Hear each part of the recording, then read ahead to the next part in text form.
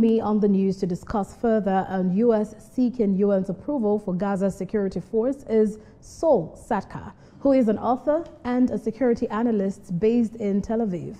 Thanks for joining us. Pleasure. Saul, thanks for joining us. Can you hear me?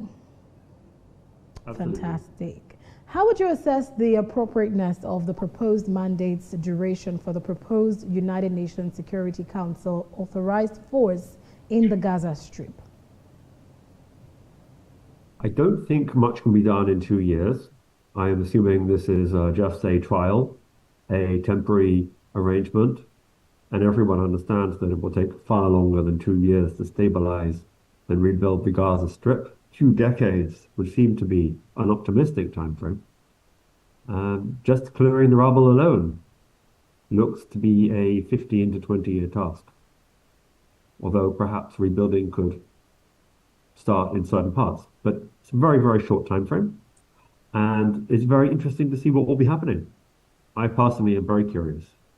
This will be a new mandate, but since the end of the British mandate in 48, now there'll be another international mandate in the Holy Land. Curious times. What are the key legal questions arising from using UN Security Council authority to deploy a force of this nature in Gaza?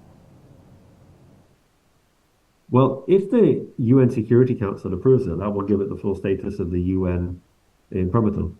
And the result of that will mean that various legal limitations and obligations will be implied to be binding on all parties, including Israel. Whether Israel will like that is unclear, but it could be they have no choice.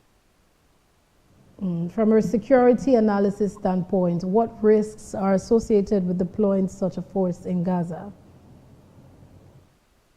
It's hard to say. What we can say from similar experiments is that some of them succeed and some of them fail totally. So adjacent to this zone, the Gaza Strip, is the Sinai Peninsula. Together they used to be part of Egypt. After the Israeli withdrawal, as part of the terms of the 1979 peace treaty between Israel and Egypt, a UN force was placed in the Sinai that oversaw the limitations on the use of Egyptian military assets in the Sinai Peninsula. And the Sinai is, to this day, even after 45 years, divided up into a number of zones, and each zone has a limited number of troops that Egypt are allowed to keep there, a limited number of tanks, and so on.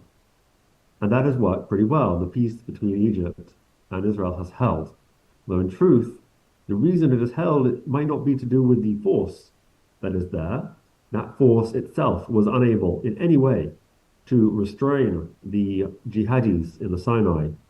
That was a major issue for most of the 2010s.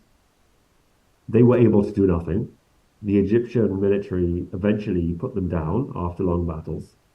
And after Israel allowed Egypt to expand the number of troops that they were allowed by treaty to hold in the Sinai. So they really did nothing. And it could be that the fact that the treaty between Israel and Egypt is held has nothing to do with that peacekeeping force. That's also there due to a Security Council resolution. Another Security Council resolution-based peacekeeping force is on Israel's northern border.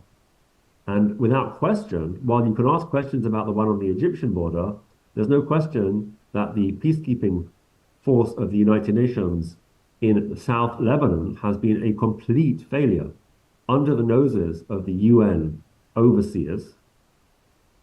The amount of weapons that was built up by Israel's Hezbollah enemies was astronomical.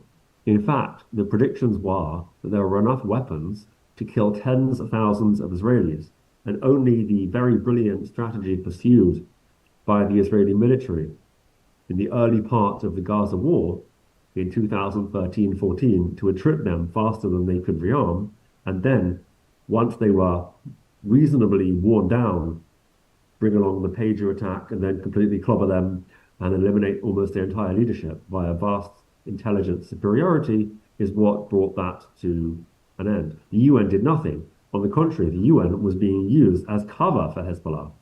The risk is for Israel that the fact that the UN and the militaries of various nations are there present a risk because they can be used as pawns by terrorists. Remember, the terrorists have no limits on the games that they can play with the rules of war. They are not beholden.